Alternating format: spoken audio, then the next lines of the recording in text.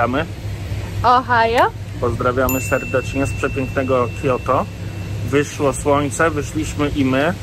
Wczoraj był strasznie deszczowy dzień, więc postanowiliśmy, że zostaniemy tutaj sobie leniwie i pomontujemy filmy. Dzisiaj wyszło piękne słońce, także postanowiliśmy my wyjść na spacer. Idziemy na zwiedzanie miasta. My z Kyoto chcemy nagrać nie jeden film, tylko więcej, bo tutaj jest tyle do zobaczenia, że aż ciężko byłoby to wszystko wymienić. Kyoto jest bardzo starym miastem, przez ponad 1000 lat była to stolica Japonii. Jest słynne przede wszystkim ze swoich świątyń, ale także z zamków, także z pałacy, także z ogrodów, więc naprawdę bardzo, bardzo ciekawe dni przed nami. To nie jest nasza pierwsza wizyta w Kyoto, to właśnie tutaj w Kyoto wylądowaliśmy 7 lat temu, jak byliśmy pierwszy raz w Japonii i tutaj właśnie się poznawaliśmy. Ja zapamiętałam Kyoto jako taką wielką, ale spokojną mieścinę, bo sobie jeździliśmy na rowerkach, spacerowaliśmy uliczkami, gdzie nikogo nie było. Było naprawdę przyjemnie. Natomiast teraz, jak wylądowaliśmy tutaj, wiecie, było 12 stopni, padał deszcz, ciemno i zupełnie inne wrażenie odnieśliśmy i bardziej taki wielkomiejski vibe było czuć. W ogóle trzeba pamiętać, bo często ma się takie wyobrażenie przede wszystkim o Kyoto, że to jest taka stara stolica, miejsce pełne świątyń, a prawda jest taka, że to jest ogromne miasto, tu żyje kilka milionów ludzi w aglomeracji, więc oni też muszą gdzieś mieszkać, więc wokół tych świątyń naprawdę ogromne miasto się zbudowało. Kyoto, jak już ustaliliśmy, jest ogromnym miastem. Tutaj, żeby się przemieszczać po mieście autobusami głównie, jest tak zwany flat fare, czyli zawsze jest taki sam, tyle samo kosztuje bilet, 230 jenów. Natomiast jeżeli macie w planach dużo zobaczyć, musicie się dużo przemieszczać, są one day passy, jednodniowe pasy, dwudniowe pasy, gdzie płacicie 1100 za jeden dzień i możecie się przemieszczać i metrem, i busikami bez limitu. Jak widać, miejsce, do którego zmierzamy, jest dość popularne. Już się ludzie pokazali. Szliśmy taką fajną, cichą uliczką, którą zapamiętaliśmy z pierwszego wypadu, a tutaj już full ludzi, także zaraz wam powiemy, co zobaczymy jako pierwsze. Pierwsze miejsce, które odwiedzamy, to zamek w Kyoto. Jest to bardzo ważny zamek. Był przez setki lat najważniejszym zamkiem, bo to właśnie tutaj od 1603 roku zasiadał ród Tokugawa.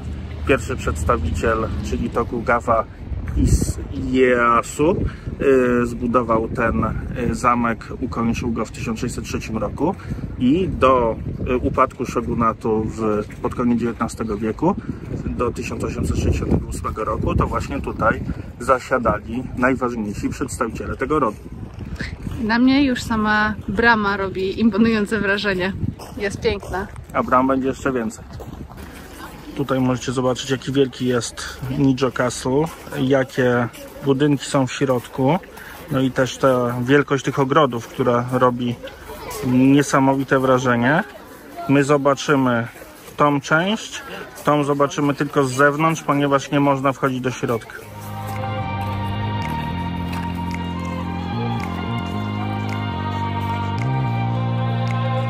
W środku oczywiście nie można robić zdjęć ani filmować, więc tutaj macie, jak to wszystko wygląda na broszurce. Wszędzie takie malowidła i takie puste sale.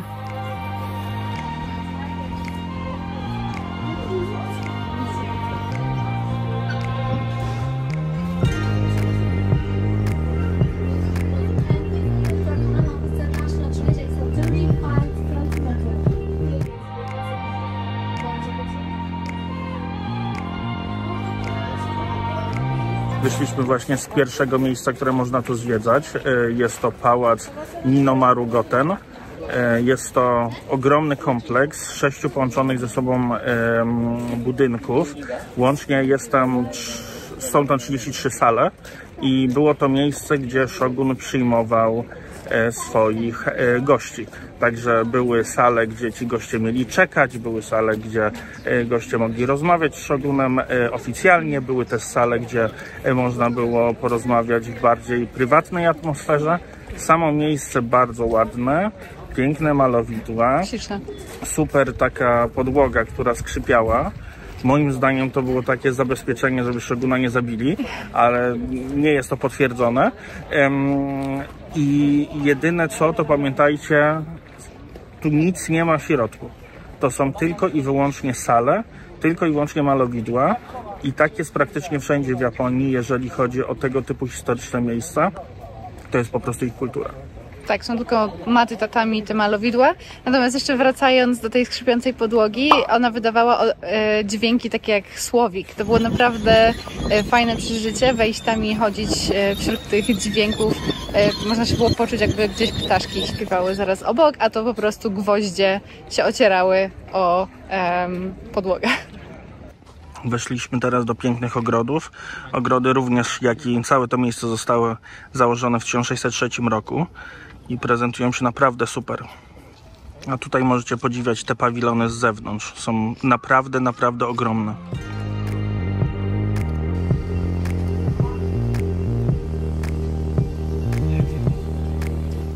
Musicie przyznać, że pawilony tego zamku i w ogóle ten zamek wyglądają troszeczkę inaczej, co nie zmienia faktu, że naprawdę taka miła odmiana też jest przyjemna. Bardzo fajnie się ogląda takie miejsce, które jest, wiecie, jednopoziomowe, za to bardzo rozłożyste. Jest bardzo piękne, bardzo mi się to podoba. Wchodzimy teraz przez kolejną imponującą bramę do dalszej części tego kompleksu. Wiecie, te kompleksy składają się z wielu murów, z wielu bram, z wielu budynków. Do tego już pewnie przywykliście. No i zobaczymy, jak wygląda tutaj. Budynek, który widzicie za mną, został tutaj przeniesiony w 1893 roku.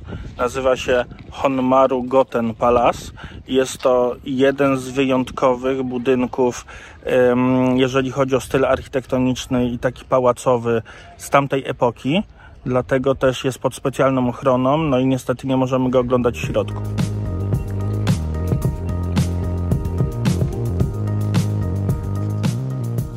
Stąd bardzo ładnie widać cały ten pałac Hinomaru Goten. Jest naprawdę przepiękny. Jeszcze te ogrody są naprawdę wspaniałe. Szkoda, że nie można odwiedzać w środku, ale z zewnątrz wygląda super. Ja się spodziewałam, słysząc castle, że to będzie tutaj zamek. Wiecie, taki zamek w stylu europejskim, mury, potężna budowla. A to po prostu są tutaj dwa pałace, bardzo piękne, ale drewniane, ufortyfikowane wokoło wielkimi, grubymi murami. Także zaskoczenie dla mnie. No, nie czytałam nic wcześniej o tym, ale jest naprawdę bardzo miło i przyjemne.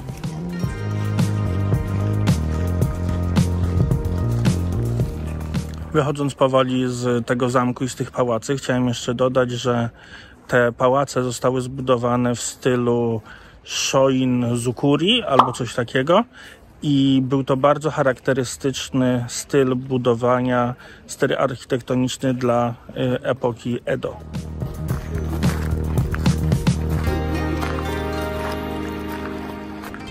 Fosa jest, mury są, wieża kiedyś była, ale nigdy nie została odbudowana. Prawdziwy zamek. Są i ogrody z kamieniami. Oj, takich to się jeszcze naoglądamy. Te ogrody naprawdę robią wrażenie. Po prostu idealnie zachowane. Każdy kamyczek na swoim miejscu. Wszystkie drzewka przycięte. Jak coś się dzieje, to się podpiera gałązki. No po prostu ciężko uwierzyć. Jesteśmy już przy wyjściu. Słuchajcie, naprawdę bardzo polecamy odwiedzić to miejsce. Jeżeli chodzi o to, czy warto, to na pewno warto. I to jest chyba najdroższa rzecz, którą my do tej pory zwiedzaliśmy, ale słuchajcie, w porównaniu z europejskimi cenami, to 1300 jenów to jest naprawdę nic. Bardzo fajne te pałace, bardzo fajne ogrody. No i cóż, lecimy dalej. Jak Ci się podobało? Super, naprawdę nie spodziewałam się, że będzie to takie fajne wejście do tego zamku i zobaczenie tych budowli, tych obrazów w środku, w ogóle usłyszenie tej śpiącej podłogi. Naprawdę bardzo fajne doświadczenie. No, spędziliśmy tutaj znacznie dużo więcej czasu niż przypuszczaliśmy. Chciałem jeszcze dodać, że zamek ten poza swoimi walorami architektonicznymi i poza pięknymi ogrodami spełnia również inną funkcję historyczną. To tutaj działy się różne historyczne wydarzenia. To tutaj swój początek ma ród Tokugawa, ród szogunów, którzy byli chyba najsłynniejszym rodem i jednym z najważniejszych, rządzili Japonią przez kilkaset lat. To w końcu tutaj w 1868 roku zakończył się także szogunat. W tym pałacu został podpisany specjalny dokument, który przywracał władzę cesarzowi. Jakbyście się zastanawiali, gdzie was teraz zabieramy, jesteśmy w dzielnicy Geishi. Tak dokładnie, i to zabieramy was do dzielnicy Gion. Jest to jedna z 5 dzielnic geish w Kioto. To jest ta najsłynniejsza dzielnica i to właśnie w tej dzielnicy nie dość, że można zobaczyć takie panie, to można jeszcze napić się herbatki i tutaj właśnie kilkaset metrów od wejścia znajduje się najsłynniejsza herbaciarnia w Japonii. Oto i najsłynniejsza herbaciarnia w całej Japonii. Tak w ogóle to z tą dzielnicą jest pewien problem, ponieważ wiecie, gejsze lubią ciszę i klienci zdecydowanie też, a turyści, przeważnie nachalnie turyści, lubią robić wszystkim foteczki, więc w tej dzielnicy, szczególnie na prywatnych drogach, jest kompletny zakaz robienia zdjęć, jest kompletny zakaz kręcenia wideo, więc musicie się z tym liczyć. Sama uliczka jest naprawdę bardzo klimatyczna, warto tu przyjść na herbatkę albo do jakiejś knajpy. Oczywiście wiecie, tutaj też jest dużo sklepów, dużo pamiątek, jest to jakaś tam dzielnica turystyczna. Tak jak mówię, uważajcie tylko, gdzie robicie zdjęcia i komu, bo od niedawna jest za to srogi mandat.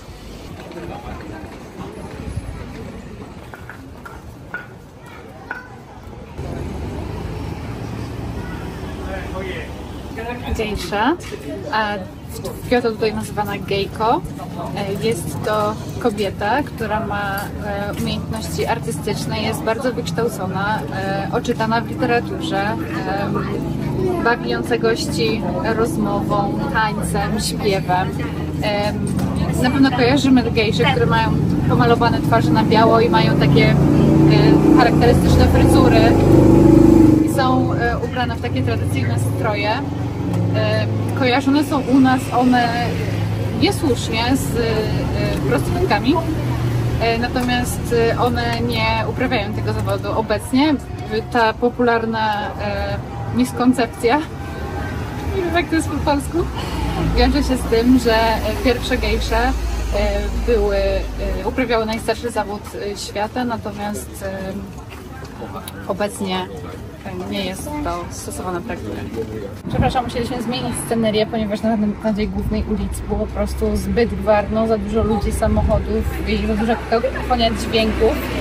Znaleźliśmy trochę bardziej ciche miejsce, akurat widzicie z obrazem gejszy. Chciałam tylko jeszcze dopowiedzieć, że tutaj w tej dzielnicy Kyoto uważa się, że jest około 70 gejsz i około 30 kobiet, które uczą się bycia gejszą, czyli maiko. I one pracują w około 60 herbaciarniach, które są tutaj dostępne w tej dzielnicy. Jak widzicie, można się zapisać na ceremonię parzenia herbaty. Tutaj na przykład są 3 takie ceremonie dziennie i za premium set kosztuje 7000 jenów, a za normalny bilet 4000 jenów. I możecie wtedy zobaczyć taką gejszę w akcji, jak parzy herbatę. Przy okazji pobytu w tej dzielnicy pokażemy wam świątynię buddyjską. Nie jest to ta najsłynniejsza świątynia buddyjska z Kyoto, do której pójdziemy, ale ta też robi wrażenie. Tutaj widzicie przepiękną bramę. To wszystko jest drewniane, więc robi to tym bardziej super wrażenie. Nie można tam wchodzić, pewnie żeby zabezpieczyć przed niszczeniem, ale bardzo fajne foteczki można porobić. A te budynki naprawdę są przeogromne, bardzo ładnie wyglądają. Znaleźliśmy miejsce trochę bez ludzi, więc w końcu trochę ciszej. Sama świątynia składa się z kilku budynków. Przepięknie są połączone takimi tarasami zadaszonymi. Naprawdę wygląda to super fajnie. Jedyny problem jest taki, że zamknęli nam ją przed nosem. Pan ochroniarz właśnie nam potwierdził, że już zamknęli. Pamiętajcie o tym, tutaj się zwiedza od rana, bo wczesnym popołudniem już zamykają wszystkie budynki. Korzystając z chwili ciszy, to powiem tak. Ta dzielnica średnio mi się podoba. Okej, herbaciarnie fajne, jak się przychodzi na taki experience z gejszą, to na pewno też, ale jeżeli chcecie przyjść, żeby popatrzeć, to jeździ bardzo dużo samochodów, jest bardzo dużo ludzi, bardzo duży zamęt. Tych gejsz i tak nie widać, no bo przecież nie będą się pokazywały na głównej ulicy, a na te prywatne drogi już wchodzić nie można, więc trochę mija się z celem przychodzenie tutaj. Pamiętajcie, że można tu jeszcze zobaczyć takie świątynie jak ta za mną, więc jeżeli to Was interesuje, to ok. Można zobaczyć fajne stare budyneczki, no ale nic więcej to raczej tutaj nie doświadczycie poza hałasem i takim zewnętrznym i wewnętrznym zmęczeniem. Dochodzimy już do świątyni, przechodzimy przez bramę Tori i zobaczymy, jak wygląda w środku.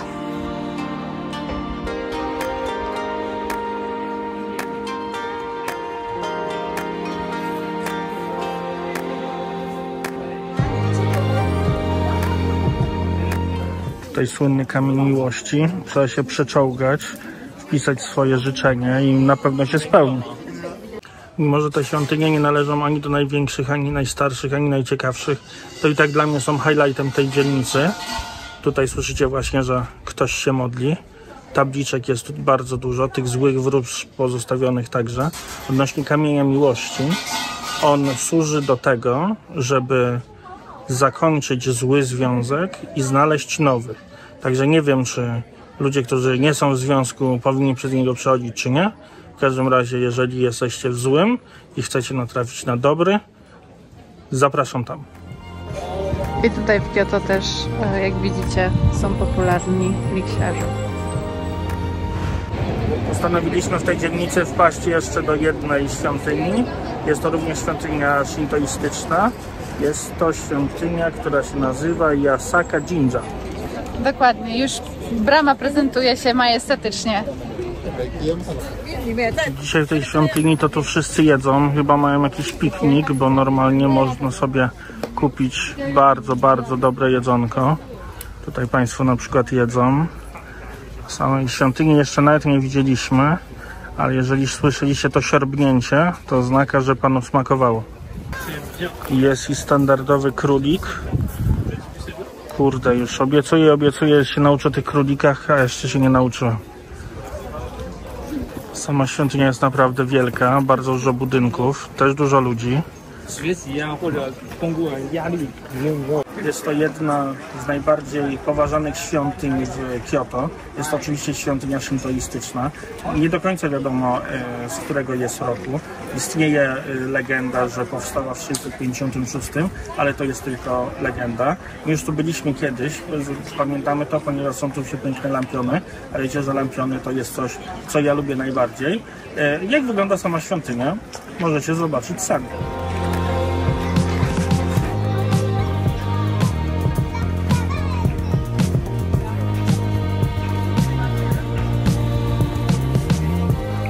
Świątynię Yasaka Jinja dokładnie z tego powodu zapamiętaliśmy.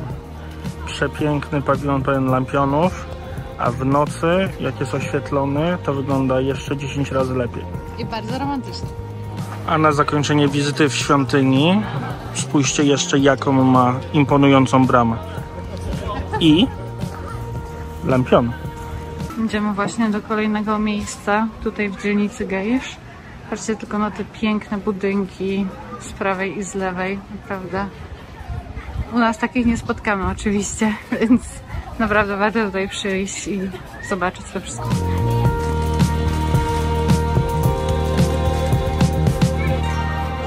Patrzcie, jesteśmy na takim mostku nad rzeczką. I tutaj widać te lokalne domy, naprawdę super.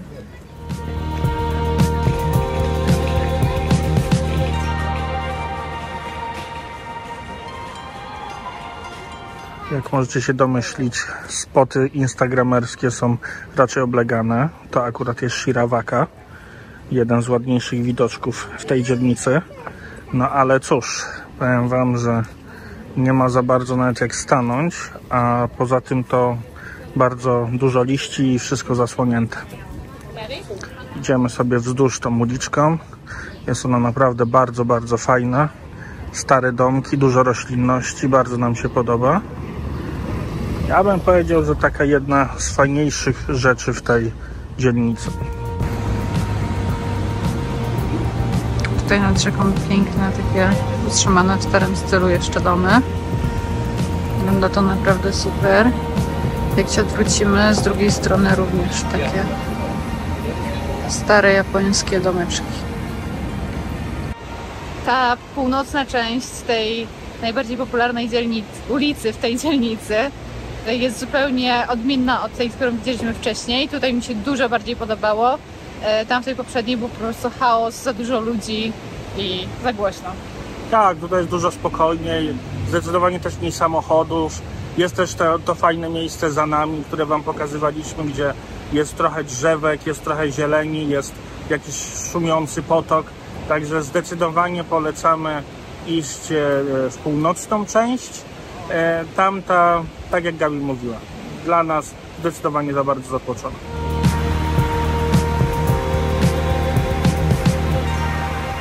Kończymy już z tą dzielnicą. Mamy mieszane uczucia, czy nam się podobała, czy nie podobała. To wszystko już wyraziliśmy. Sami zadecydujcie. Teraz jedziemy w kolejne miejsce. Na pewno te świątynie były takim highlightem. A no teraz kierujemy się do kolejnej świątyni.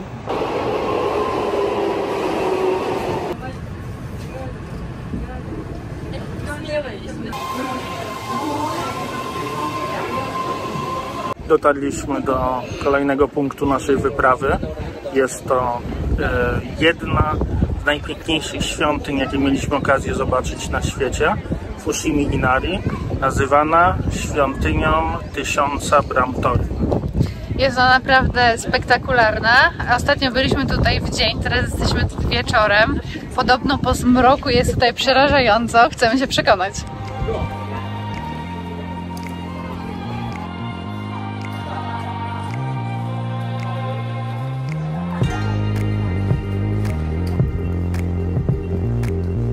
Tak wygląda cała świątynia.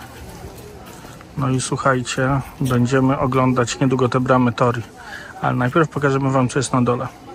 A ja wam chciałam opowiedzieć prawdę, bo to tutaj się poznaliśmy, bo tutaj zgubiliśmy się w lesie. Byliśmy tutaj, to był nasz drugi punkt na trasie. Najpierw byliśmy w Bamboo Forest, a potem przyjechaliśmy do tej świątyni wtedy. I było tutaj masakra, strasznie dużo ludzi. Stwierdziliśmy, że zamiast iść główną ścieżką do tych bram tori, skręcimy sobie tutaj w las i obejdziemy to lasem. I zgubiliśmy się na parę godzin w lesie. Gubiąc się w lesie, przekonaliśmy się, że tutaj też są bambusy i stwierdziliśmy, że niepotrzebnie jechaliśmy do lasu bambusowego, jak tutaj można takie piękne bambusy zobaczyć. I tutaj też, jak się pójdzie w las, są śliczne ścieżki i naprawdę fajne takie małe świątynie, kamienie.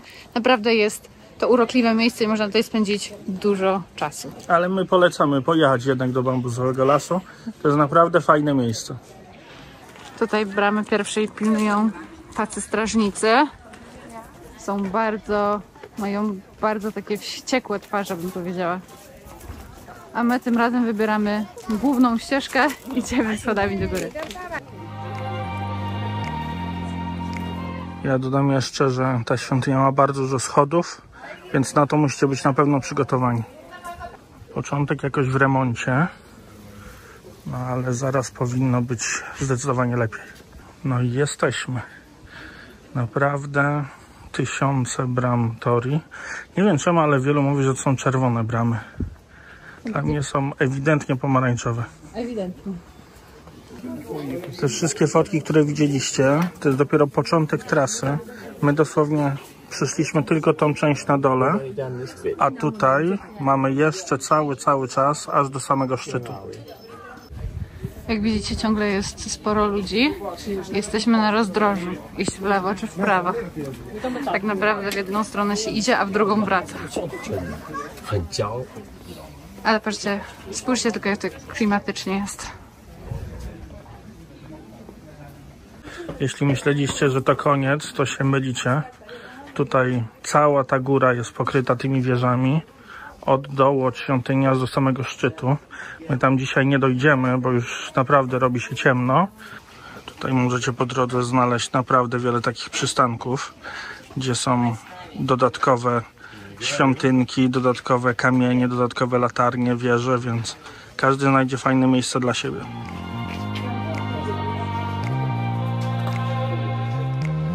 Jak widzicie, robi się coraz ciemniej, a my idziemy coraz wyżej. Ciągle idziemy w tych bramach Torii. Jest to naprawdę super wrażenie i jest tutaj przepięknie.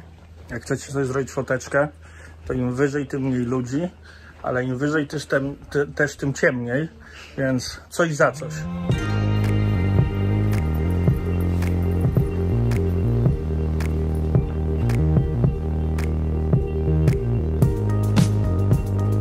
Tutaj, jak widzicie, są co chwilę jakieś ścieżki w bok. Można wejść w las i sobie pospacerować po innych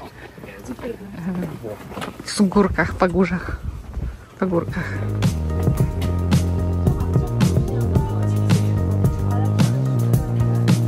Nie wiem, czy widzicie, ale tam jest czarny kot. Dokładnie tam. Idziemy sobie tutaj po tym lesie i oprócz dźwięków, które wydają dzieci, to co chwilę słychać jakieś karaczące ptaszyska i naprawdę klimat robi się jak z horroru powoli.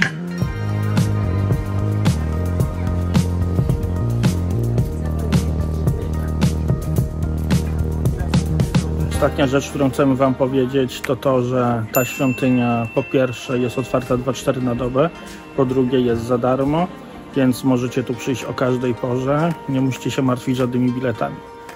Tymczasem słońce już zaszło, zrobiło się ciemno. My stwierdziliśmy, że wrócimy tutaj jeszcze w dzień, bo dzisiejszy dzień nas troszeczkę wykończył, więc będziemy kończyć tego vloga. Jedziemy teraz do domu i może wreszcie coś zjemy. Byłoby miło, a tymczasem mam nadzieję, że podobało wam się, tak jak nam w Kyoto. Kyoto ma specjalne miejsce w naszym sercu, więc jeżeli wam się też podobało, nie zapomnijcie zostawić jakiegoś komentarza. Dzięki wielkie. Trzymajcie się, cześć. Pa, pa!